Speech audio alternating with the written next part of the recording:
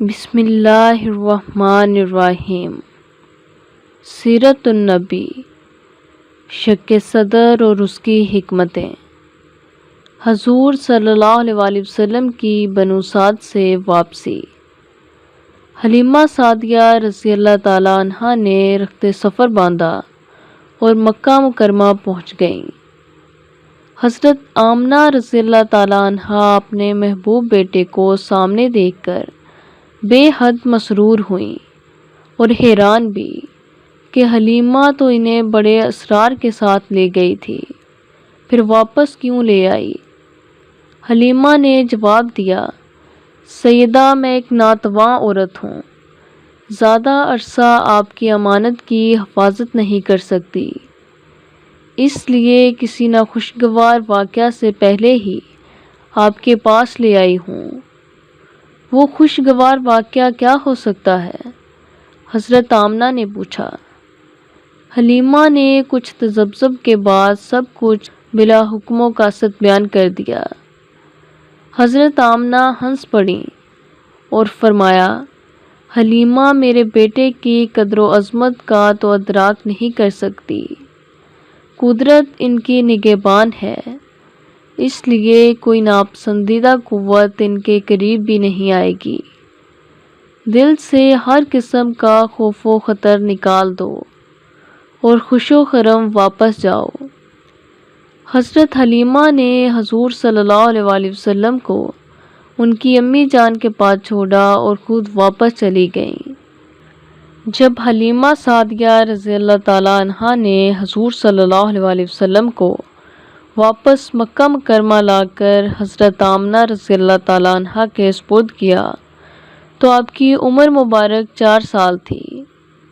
اس وقت آپ 5ویں سال میں داخل ہو چکے تھے، اس لیے بعض علماء نے عمر مبارک 4 سال اور بعض نے 5 سال لکھی ہے۔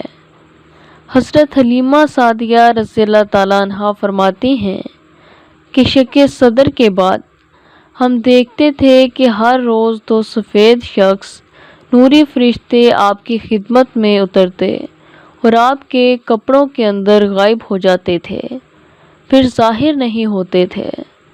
بستی کے لوگ ہمیں کہتے، حلیمہ اب آپ ان کے دادا کے سپرد کر دو اور اپنی یہ امانت بخیر و خوبی واپس کر دو۔ پس میں نے مکہ جانے کا ارادہ کیا تو اسی وقت غیبی آواز سنی، کوئی بصورت ندا وادی مکہ کو مبارک دے رہا ہے اور کہہ رہا ہے، اے سرزمین مکہ، آج تجھے مبارک ہو، آج تجھ پر نور برسنے والا ہے۔ چنانچہ حضرت حلیمہ حضور صلی اللہ علیہ وسلم کو لے کر مکہ معظمہ میں آ گئیں اور حضرت عبد المطلب رضی اللہ تعالیٰ عنہ اور حضرت آمنہ رضی اللہ تعالیٰ عنہ کے سپرد کیا اور ساتھ سارے واقعات بھی سنا دیے۔ حضرت عبد المطلب رضی اللہ تعالیٰ عنہ نے فرمایا، میرے اس بیٹے کی بڑی شان ہے، کاش میں اس کا زمانہ باسط پا سکوں۔ حضرت آمنہ رضی اللہ تعالیٰ عنہ نے حضور صلی اللہ علیہ وسلم کو صحت مند، حسین و جمیل اور نور کے سانچے میں ڈلا ہوا دیکھا تو سینے سے چمٹا لیا، آنکھوں سے مسرت کے آنسو جھلک پڑے اور 4 سالہ جدائی کی کوفت بھول گئیں۔ حضرت حلیمہ کو تحائف و ہدایت سے لاد دیا اور انعام و اکرام کی بارش کر دی۔ اس نے ایک وفاشار آیا اور مہربان ماں ہونے کا حق ادا کر دیا تھا اور اپنی بساط کے مطابق خوب خدمت و نگہداشت کی تھی۔ حضرت آمنہ رضی اللہ تعالیٰ عنہ اس کی فرش ناسی اور ذمہ داری سے بہت خوش ہوئیں اور دعائیہ کلمات کے ساتھ رخصت کیا۔ پیار بری لوریاں۔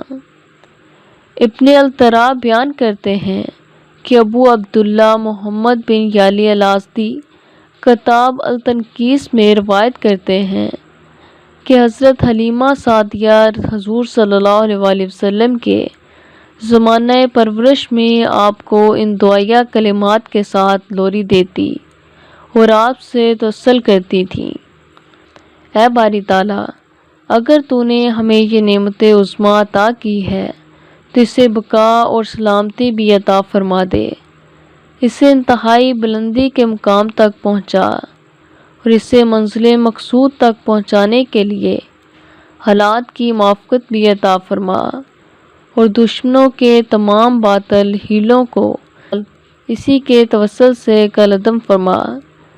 اسی طرح حضور صلی اللہ علیہ وآلہ وسلم کی رضائی بہن شیمہ آپ کو ایام رضاعت میں جو لوری دیتی تھی، اس کے الفاظ امام احمد زینی وہلان نے یوں نقل کیے ہیں: اے ہمارے رب، محمد صلی اللہ علیہ وآلہ وسلم کو ہماری خاطر بقا اور سلامتی عطا فرما، حتیٰ کہ میں آپ کو جواں تن آور دیکھ لوں، پھر میں آپ کو قوم کے ایسے سردار کے روپ میں دیکھوں کہ سب لوگ آپ کی اطاعت اور فرما برداری کرتے ہوں، اور اے رب، ان کے دشمنوں اور حاسدوں کو ذلیل و رسوا کر دے اور انہیں وہ جاہ و عزت عطا کر جو ابد لا بعد تک قائم رہے۔